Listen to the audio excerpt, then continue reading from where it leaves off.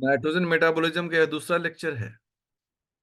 पिछले लेक्चर में जो बात हम लोग छोड़कर आगे बढ़े थे वो बात था कि स्टेप्स ऑफ नाइट्रेट रिडक्शन।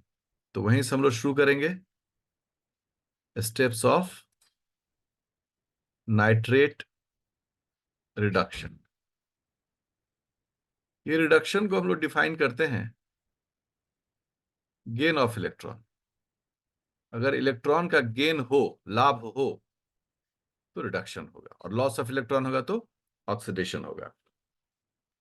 सबसे पहला स्टेप हम लोग देखने जा रहे हैं, and the first step is reduction of nitrate into nitrite. ये हमारा फर्स्ट स्टेप है। एकदम आराम से सीखो विद्यार्थियों, सभी लोग, आप लोग अपना कॉपी कलम चलाते रहे मेरे साथ। आप जहां भी पढ़ रहे हैं इसको बहुत ध्यान से पढ़िए, देखिए कैसे ये पूरी प्रक्रियाएं होती है। हम लोग कहते हैं कि ये जो है ना नाइट्रेट है, और ये बन गया नाइट्राइट। इस पूरी प्रक्रिया में 2 इलेक्ट्रॉन का लाभ होता है, तभी ऐसा हो पाता है। जब 2 इलेक्ट्रॉन इस नाइट्रेट को मिलेगा, ये बन जाएगा नाइट्राइट। किंतु ये एक एंजाइम की उपस्थिति में बनेगा, जिस एंजाइम का नाम है नाइट्रेट रिडक्शन हो रहा है, तो रिडक्टेज। इस एंजाइम का नाम हो गया नाइट्रेट रिडक्टेज। देखिए कितना बढ़िया है नाम। रिडक्शन प्रोसेस है तो एंजाइम का नाम हो गया रिडक्टेज। सबस्ट्रेट नाइट्रेट है तो नाइट्रेट सबस्ट्रेट रिडक्टेज इसका नाम हो गया। अब एक सवाल आता है कि सर 2 इलेक्ट्रॉन लिया तो कैसे इसमें बदलाव आ गया।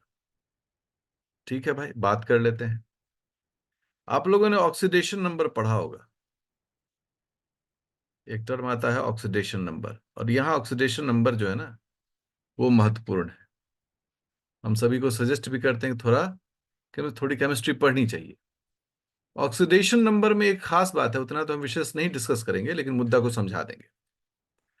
ऑक्सीडेशन नंबर किसी भी मॉलिक्यूल का ऑक्सीडेशन नंबर किसी भी मॉलिक्यूल का ऑलवेज जीरो माना जाता है। ऑलवेज जीरो माना जाता है। बोलेंगे सर कैसे? जैसे H2O है, वाटर, इसका ऑक्सीडेशन नंबर मतलब जो फाइनल है वो क्या है? जीरो।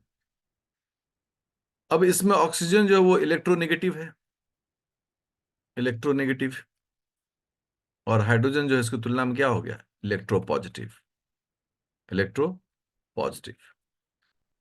एक हाइड्रोजन एक से ज्यादा प्लस चार्ज नहीं रख सकता है। इसका मतलब 2 हाइड्रोजन है तो यहां 2 हो गया, तो +2 हो गया। तो ऑक्सीजन का क्या होगा? -2, और दोनों मिलाकर क्या हो गया? 0। ये एक सामान्य प्रक्रिया, आप लोग इसको अलग से थोड़ा सा रिवाइज कर लेंगे या कुछ यूट्यूब में वीडियो देख लेंगे तो आपको और भी आसानी से बातें समझ में आएंगी। अब देखिए हम कैसे इस काम को कर रहे हैं। हमारे पास नाइट्रेट है। नाइट्रेट है तो ऑक्सीजन का ऑक्सीडेशन नंबर होता है -2। तो -2 × 3 = -6। -6 हो गया, मतलब 3 है तो ये -6 हो गया। लेकिन चूंकि एक यहां दिखा रहा है क्या, कि एक जो है यहां पर एक माइनस चार्ज है यहां पर। ठीक है ना?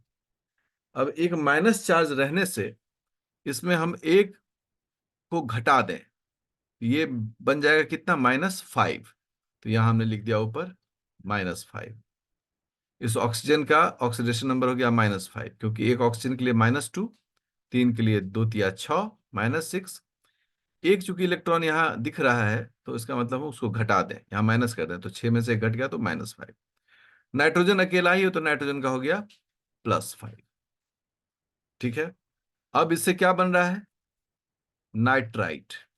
अब देखिए, ऑक्सीजन का -2 होता है तो -2 × 2 = -4।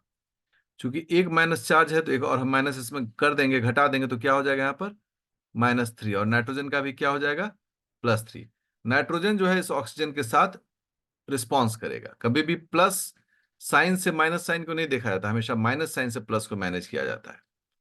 अब आप देखें कि अब हमको सिर्फ और सिर्फ किस पर ध्यान देना है, हमको सिर्फ और सिर्फ ध्यान देना है इस माइनस पर। यहां -5, यहां -3। -5 से -3 कैसे आ सकता है? -5 का मतलब हो गया कि 5 इलेक्ट्रॉन कम है। जब इसमें 2 इलेक्ट्रॉन मिल जाएगा इसको, तो 5 ठो इलेक्ट्रॉन कम था, तो अब 2 ठो इलेक्ट्रॉन घट और उसमें मिल गया उसको, तो मिलने से क्या हो गया कि अब -3 इलेक्ट्रॉन, मतलब अब 3 इलेक्ट्रॉन कम है। This is called gain of electron. तो 5 इलेक्ट्रॉन नहीं था, 5 डब्बा खाली था, 5 इलेक्ट्रॉन नहीं था, 2 इलेक्ट्रॉन भर गया, तो कितना बचा -3। इस प्रकार से इसका ऑक्सीडेशन नंबर काउंट किया जाता है और गेन ऑफ इलेक्ट्रॉन का कॉन्सेप्ट समझा जाता है। तो पहला स्टेप हम लोगों ने देखा नाइट्रेट से नाइट्राइट बनने का। अब स्टेप 2 हम लोग देख रहे हैं। स्टेप 2 की बात करें तो रिडक्शन ऑफ नाइट्रेट, अब नाइट्राइट आ गया ना, नाइट्राइट इनटू अमोनिया। गौरतलब यह है कि यहां पर नाइट्रोजन है, ऑक्सीजन है, यहां पर नाइट्रोजन और हाइड्रोजन है। इसका मतलब यहां ऑक्सीजन मुक्त होने वाला है, ऑक्सीजन यहां पर फ्री होने वाला है। स्मार्ट विद्यार्थी इन छोटे छोटे बदलाव पर भी बहुत ध्यान रखते हैं। ठीक है, अभी तो हम डायरेक्ट करते हैं रिएक्शन। ये हमारा हो गया नाइट्राइट, और इससे बन गया अमोनिया NH3। इस रिएक्शन को चूंकि हम लोग डिटेल करेंगे, इसलिए अभी हम यहां पर क्या जोड़ना घटाना है वो नहीं दिखा रहे हैं। इस पूरी प्रक्रिया में 6 इलेक्ट्रॉन का गेन होता है, 6 इलेक्ट्रॉन। और जो एंजाइम होता है उसका नाम होता है रिडक्टेज, रिडक्टेज। और सबस्ट्रेट है नाइट्राइट, तो नाम हो गया नाइट्राइट रिडक्टेज। 6 इलेक्ट्रॉन का गेन होता है। कैसे 6 इलेक्ट्रॉन का गेन होगा? तो अब चूंकि हम लोग ऑक्सीडेशन नंबर बनाना सीख लिए हैं, देखते हैं। यहां यहां O2 माइनस का ऑक्सीडेशन नंबर है -3, यहां नाइट्रोजन का है +3। बढ़िया। अब यहां देखते हैं 3 हाइड्रोजन है, तो +1 इंटू 3 इजकल टू +3, और नाइट्रोजन का हो गया इसकी तुलना में -3। अब देखिए, ये ऑक्सीजन जिसके पास 3 कम था, तो 3 इलेक्ट्रॉन ने इसको फुलफिल किया, प्लस उसके जगह पर आया हुआ हाइड्रोजन के पास ये जो 3 इलेक्ट्रॉन है वो क्या है, ज्यादा है। तो ज्यादा का मतलब क्या है कि 3 दिया तो ये 0 हुआ, और फिर 3 और दिया तो तब जाके ये NH3 हो पाया। इसका मतलब कुल 6 इलेक्ट्रॉन का लाभ हुआ, तब जाके ये इस कंडीशन में डेवलप किया है। ठीक है, इस तरीके से भी देख सकते हैं। दूसरा क्या है कि अगर हम इस ऑक्सीजन को नहीं देखें, इस नाइट्रोजन को देखें, तब भी 6 इलेक्ट्रॉन का हिसाब हमको दिख जाता है। अर्थात 6 इलेक्ट्रॉन का जब लाभ होगा इसको, तब ये किस में कन्वर्ट हो जाएगा, अमोनिया में। अब ये मुद्दा जो आया, इसमें एंजाइम का नाम है नाइट्राइट रिडक्टेज। पॉइंट जो महत्वपूर्ण है वो ये है, nitrate reductase and nitrite reductase. क्या है ये एंजाइम, क्या काम करता है ये एंजाइम? सबसे पहला जो हमारा एंजाइम है उसका नाम है नाइट्रेट रिडक्टेज। अब देखो कैसे ये यहां से विषय बदलता है। इस एंजाइम के नेचर से, बिहेवियर से, इसके काम करने के तौर तरीके से कैसे लोग सवाल जवाब कर सकते हैं, और कितनी गहराई से हमारी जानकारी इस विषय में होनी चाहिए।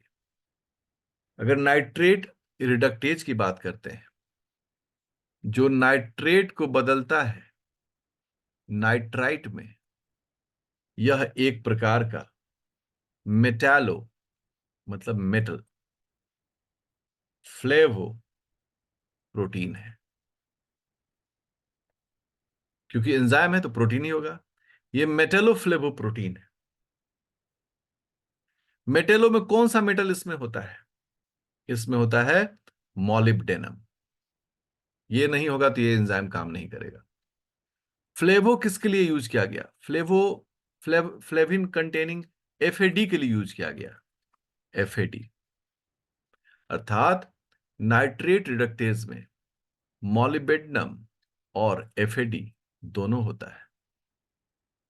यहां पर एफएडी क्या है? वो एंजाइम है। और मॉलिब्डेनम क्या है? इसका प्रोस्थेटिक ग्रुप है। ये बहुत महत्वपूर्ण जानकारियां होती हैं कि क्यों इसको मेटालोप्रोटीन कहे, मेटालोफ्लेवोप्रोटीन। हमेशा याद रखेंगे एफएडी का फुल फॉर्म क्या है, तो हम लोग कहते हैं एफएडी का फुल फॉर्म है फ्लेविन एडेनिन डाइन्यूक्लियोटाइड। डाइन्यूक्लियोटाइड। तो जिस भी एंजाइम में एफएडी का संपर्क होता है वह एंजाइम फ्लेवो एंजाइम या फ्लेवोप्रोटीन कहलाता है। ये एकदम स्पष्ट दिमाग में बिठा लेना है। मेटालोफ्लेवोप्रोटीन ये तो हो गया। अब इसमें एफएडी के अलावा एक दूसरा कोएंजाइम भी होता है जो इलेक्ट्रॉन डोनर होता है। वो NADH हो सकता है या फिर NADPH हो सकता है। ये दोनों भी क्या है? कोएंजाइम है। बट इन इन दोनों का काम क्या है? ये इलेक्ट्रॉन डोनर होता है ना भाई, दो इलेक्ट्रॉन चाहिए। तो मन में किसी के भी मन में सवाल आएगा कि अगर इसको दो इलेक्ट्रॉन चाहिए यहां पर, तो ये इलेक्ट्रॉन देगा कौन? कौन है जो इलेक्ट्रॉन डोनेट करेगा?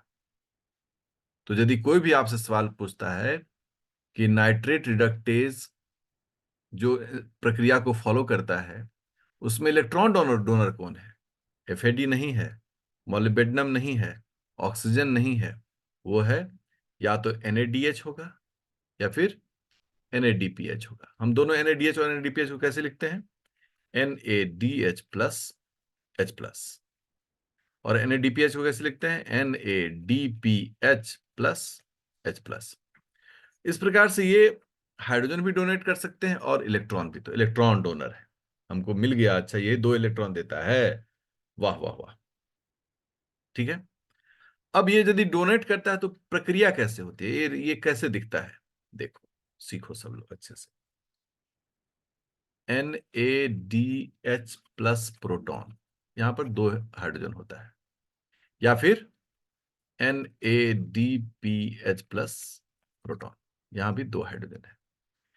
देखो, दो हाइड्रोजन अगर टूटेगा तो ये दो हिस्सों में टूट जाएगा, दो इलेक्ट्रॉन प्लस दो प्रोटॉन। ये आपके मेमोरी के लिए बता रहे हैं। ये ऐसे टूटता है।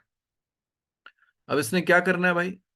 इसने अपना दो हाइड्रोजन रिलीज करना है। तो अगर दो हाइड्रोजन रिलीज कर देगा तो NAD से होगा तो NAD+ हो जाएगा। अगर NADPH से करेगा तो NADP हो जाएगा। इस दो हाइड्रोजन को कौन पिकअप कर रहा है? कौन इस दो हाइड्रोजन को ले रहा है? उसका नाम है FAD। FAD ने जब दोनों हाइड्रोजन को ले लिया तो वो हो गया FADH2। ये H2 किसने दिया है? ये H2 या दोनों में से कोई एक ने दिया है।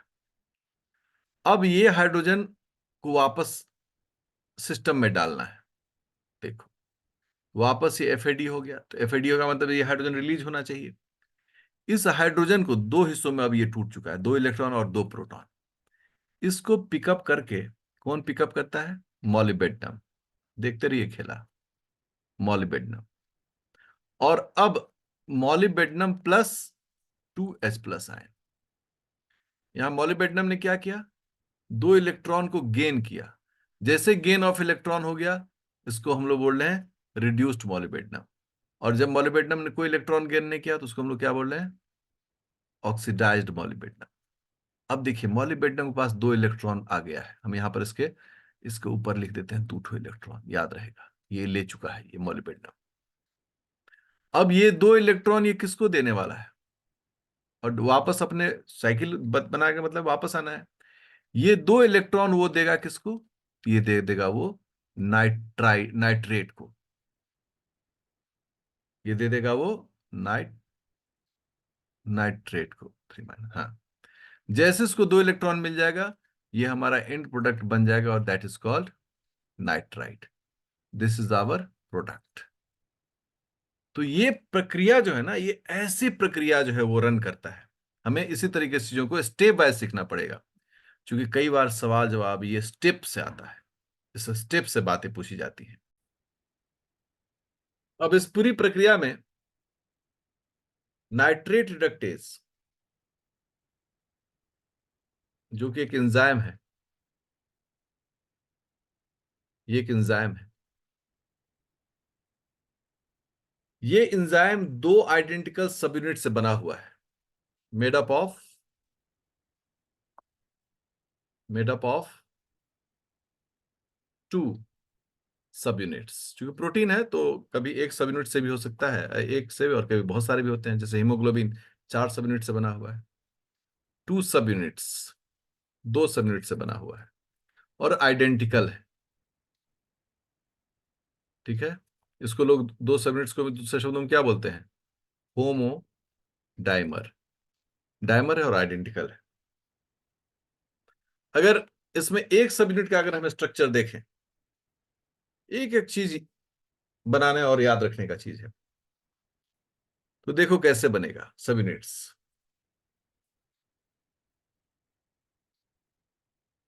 ठीक है। अभी आप नहीं कोई भी अटेम्प्ट लें, जब मैं बना लूं तब आप इसको अटेम्प्ट लें।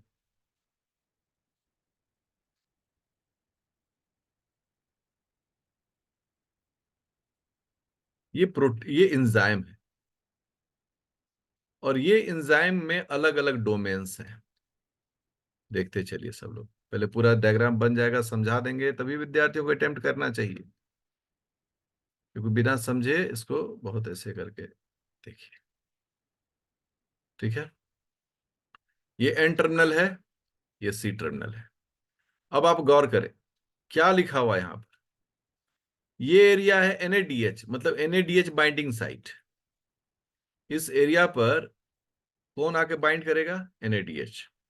ये एरिया है FADH बाइंडिंग साइट। यहां कौन आके बाइंड करेगा? FADH। ये एरिया है हिम सेंटर।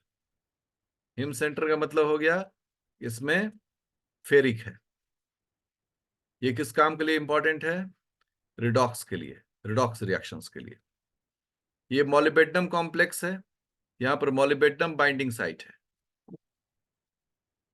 बाइंडिंग साइट है। और ये जो है सी टर्मिनल पर, चूंकि इसका सबस्ट्रेट क्या है? ये है सबस्ट्रेट बाइंडिंग साइट। इस एंजाइम का सबस्ट्रेट जो है वो नाइट्रेट है, तो नाइट्रेट यहां बाइंड करेगा।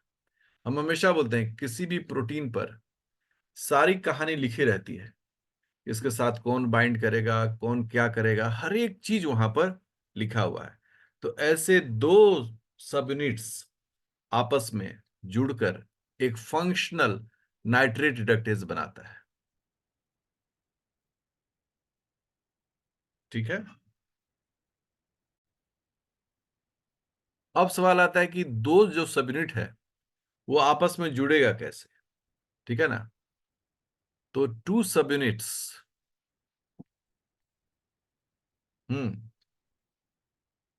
आर कॉम्प्लेक्स्ड विथ, एक प्रोटीन के माध्यम से जुड़ेगा, हम कॉम्प्लेक्स्ड विथ एन ऑर्गेनिक। प्रोटीन का नाम है टेरिन। इससे सवाल आता है, टेरिन टेरिन टेरिन। टेरिन जो है क्या है? वो एक रिडॉक्स को फैक्टर है, रिडक्शन ऑक्सीडेशन करने वाला को फैक्टर है। जैसे आप बाकी सभी को फैक्टर है ना, मोलिबेडनम, हिम, ये सभी उसी तरह से। ये एक रिडॉक्स को फैक्टर है टेरिन, ये दोनों को जोड़ कर रखता है। अब बात को आगे बढ़ाते हैं, और बात को आगे बढ़ाते हम ये बोलते हैं, ये जो नाइट्रेट रिडक्टेज है,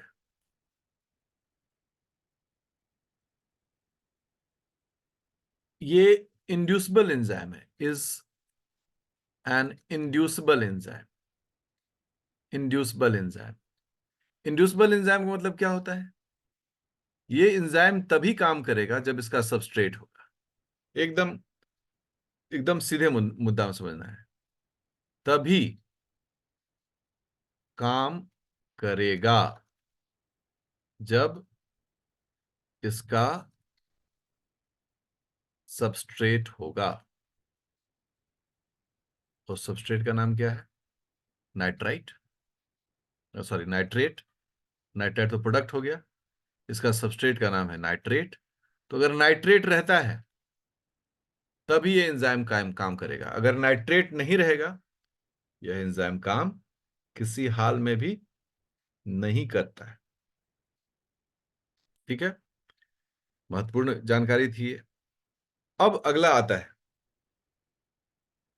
कि नाइट्रेट रिडक्टेज, ये तो एंजाइम है। ये बनता कैसे होगा? ये बनता इस तरह से होगा कि एक सेल में डीएनए होगा, उस डीएनए पर, इसको थोड़ा सा शॉर्ट फॉर्म लिख दें हम लोग, एनआर। उस डीएनए पर एक इलाका होगा,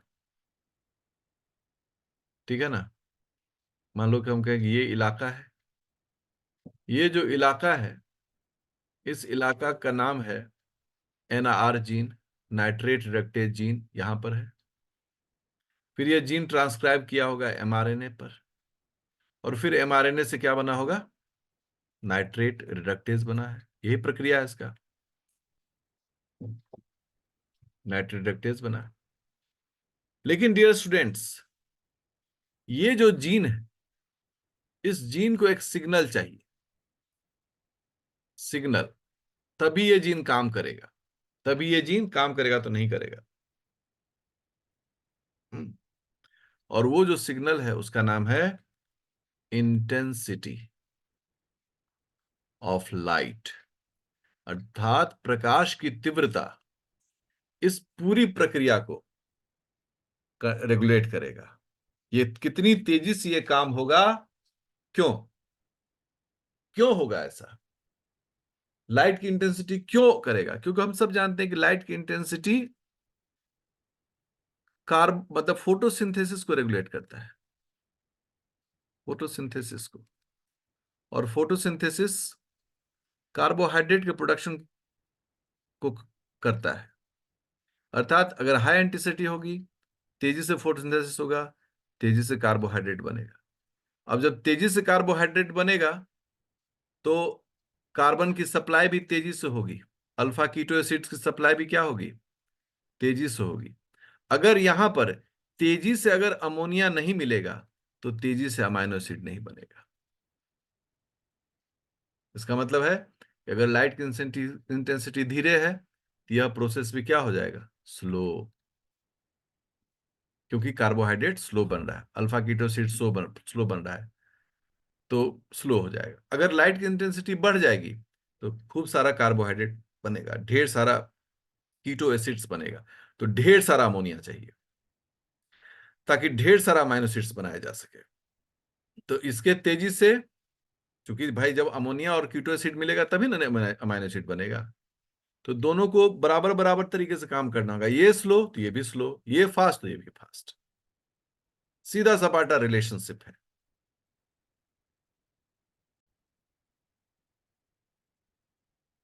अगर कार्बन डाइऑक्साइड एब्सेंट हो, तो भी नाइट्रेट रिडक्टेज नहीं बनेगा। क्यों? क्योंकि कार्बन डाइऑक्साइड अगर एब्सेंट होगा, तो फोटोसिंथेसिस नहीं होगा। क्योंकि फोटोसिंथेसिस में कार्बन डाइऑक्साइड एक उसका एसेंशियल कंपोनेंट है। तो ना फोटोसिंथेसिस होगा, ना शुगर बनेगा, ना कीटो एसिड बनेगा, तो काहे का नाइट्रेट रिडक्टेज चाहिए? नहीं चाहिए भाई, कोई खेलने का चीज तो है नहीं। इसका मतलब है कि नाइट्रेट रिडक्टेज को कार्बोहाइड्रेट से सीधा संबंध है, और कार्बोहाइड्रेट फोटोसिंथेसिस से बनता है।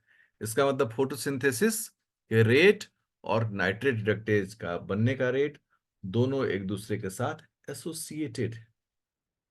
ठीक है, तो अगर हमें कोई बोलता है कि भाई नाइट्रेट रिडक्टेज किससे इन्फ्लुएंस हो सकता है, प्रभावित किससे हो सकता है, तो हम लोग कहेंगे कि पहला तो इसका सबस्ट्रेट से प्रभावित होगा, नाइट्रेट होना चाहिए फर्स्ट।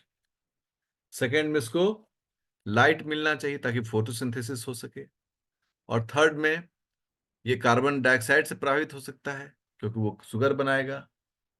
चौथा में ये अ, मतलब ग्लूकोज या दूसरे जो कार्बोहाइड्रेट हैं उसके प्रेजेंस में ये रहेगा तभी ये बनेगा। अर्थात कहने का साफ है कि ये सब में अगर नहीं रहेगा तो नाइट्रेट रिडक्टेज बनेगा ही नहीं, तो प्रोसेस होगा ही नहीं। अगर ये सब रहेगा तो ये काम होगा। अब इसके मैकेनिज्म को थोड़ा सा हम लोग इलैबोरेट करेंगे, वो नेक्स्ट लेक्चर में करेंगे। नेक्स्ट लेक्चर में हम लोग इसके इलैबोरेशन को देखेंगे और भी पेंच खोलेंगे इसके।